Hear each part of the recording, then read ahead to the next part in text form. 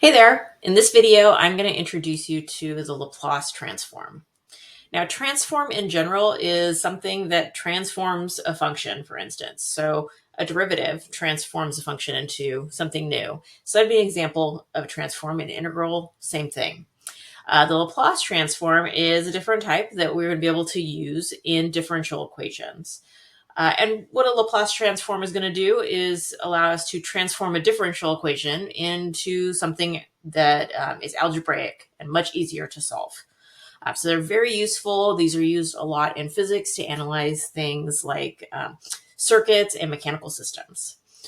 Now, the Laplace transform is defined as this improper integral.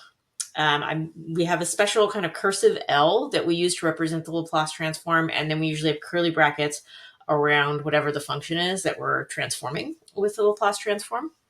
And so what we do is we take that function f of t and we plug it into this integral from 0 to infinity of e to the negative st times f of t. And then we're going to integrate that with respect to t. And what we get from this is a function of s. So you will often see the result of transforming a function using a Laplace transform as being a capital F of s. Remember, when you're integrating this, it's with respect to t, so the s is going to remain constant throughout the integration. And just a refresher, if it's been a while since you did an improper integral and you're trying to find a Laplace transform using this definition, you're going to want to take the infinity out of the upper limit of integration, replace it with some new variable, for instance, b, and then we take the limit as b approaches infinity. This is the correct way to evaluate an improper integral. So let's look at an example where we actually find the Laplace transform of a particular function. Okay, so we're going to use the definition. There is going to be formulas for a lot of common functions, but we want to start with just using the definition. I want to find the Laplace transform for t e to the 3t. Okay, so my function f of t is t e to the 3t. So I'm going to plug that into that improper integral and multiply by e to the negative st. Okay, so I have it set up, and now I'm going to take care of that improper limit at infinity there first thing.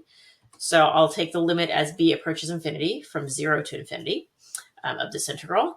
And at the same time, I want to start simplifying and evaluating this integral. So I'm going to combine. I have these two powers of e, so I can write that as one power of e. And I even factored the t out.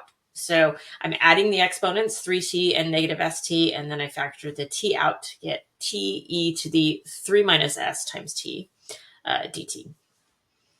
And so I have a product of two functions. So I'm going to use integration by parts to evaluate this integral. And so I'm going to let u equal t and dv equal e to the 3 minus st. Now, if you're remembering your integration by parts, that a power of e is always going to be like a last choice for u. So definitely want to go with the t for u here. Taking the derivative of u equals t, I get du equals 1. And integrating dv to get v, I get 1 over 3 minus s e to the 3 minus st. And so I have to do a little u substitution to find that v, but that's what we're going to get. Okay, so remember the formula for integration by parts. U times v minus v, the integral of v du is what we're going to set up here. And since this is a definite integral, the limits coming along with it, the limits of integration are coming along with it. So I get t times that v function that we got, and I'm going to have to evaluate that from 0 to b. And then I'm also going to integrate v du. So that's going to be minus 1 over 3 minus s times the integral from 0 to b of e to the 3 minus st. Now, by doing this, I have made myself a much simpler integral to integrate using this integration by parts. And so I can do what we did to find the v to begin with. And so I'm going to get a 1 over 3 minus s squared times that e to the 3 minus st.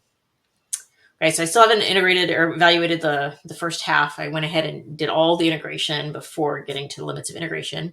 And now I can start plugging those in. So I'm going to plug in b, and then plug in 0 and subtract that.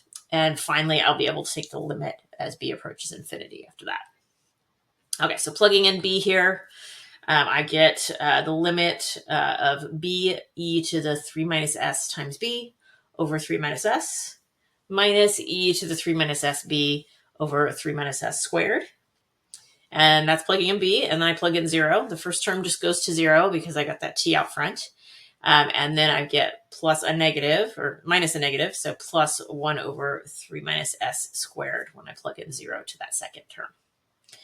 All right, so I can start to clean this up a little bit. The last term is a constant, so really when it comes to evaluating this limit as b approaches infinity, I'm focusing on those first two terms, and those do go to 0. And I will end up with just 1 over 3 minus s squared.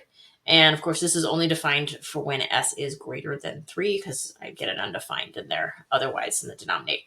So f of s, or the Laplace transform I get for t e to the 3t, is 1 over 3 minus s squared. Okay, so it could be a lot of work to find the Laplace transform for a given function. So we do end up with some tables for the common ones, so we don't have to keep recalculating these things. So here's some common ones that you'll run into. You can find tables of Laplace transforms online. I'm sure you can find a longer list than this, but these are just some ones that we'll hit often. So the Laplace transform of 1 is going to be just 1 over s. Laplace transform of t to the n is n factorial over s to the n plus 1. And for e to the at, I get 1 over s minus a. So that kind of reminds me of the one we just did. And then we've got sine and cosine. If you are familiar with hyperbolic cosine and sine, I've got those formulas as well. Okay. Something else that we can use to help us expand our abilities to find Laplace transforms and come up with tables of them is this linearity property. So let's say I have this linear combination. I have some number alpha times f of t plus beta g of t, and I'm trying to find the Laplace transform for it. Well, it turns out that I can split the sum up and find the Laplace transforms for each one separately, and I can pull constants out in front of the Laplace as well. To make it a little bit easier to find these and find a more variety of them. So let's do an example where we kind of use these tables and use the linearity property to come up with a new Laplace transform while avoiding having to use the definition. Okay, so I'm going to take the Laplace, or find the Laplace, for 3 minus e to the negative 3t plus 5 sine of 2t.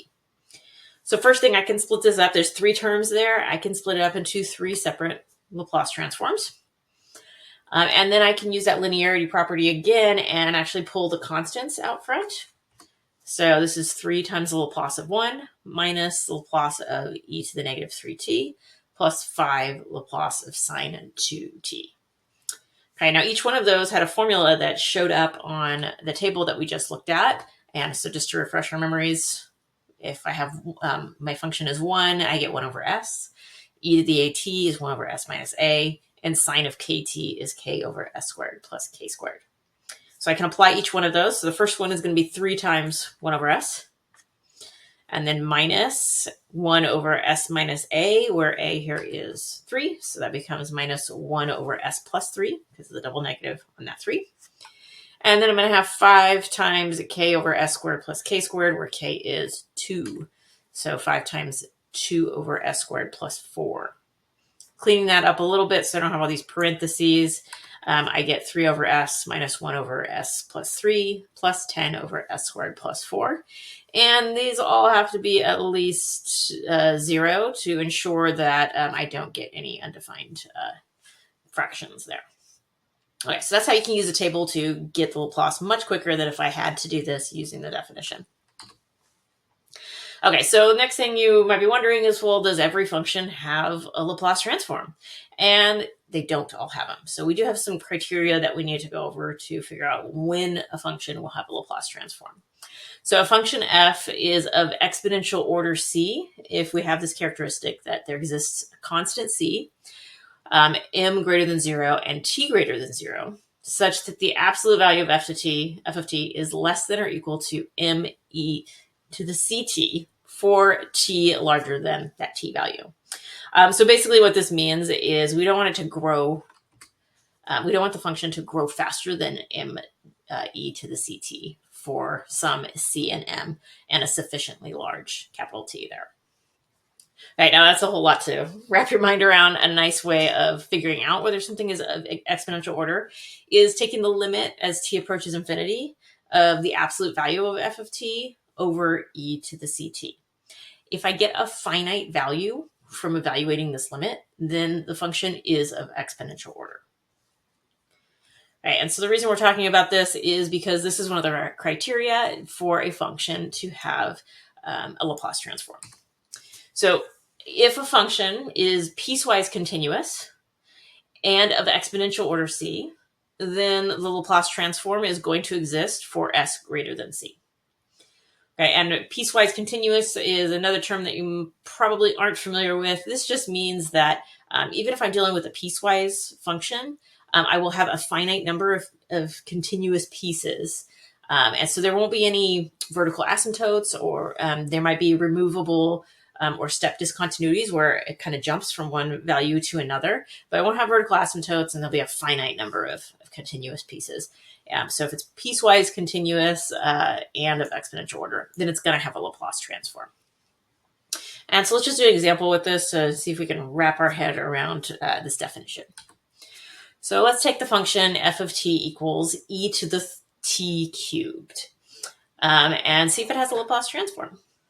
So if I look at the graph, that can kind of help out.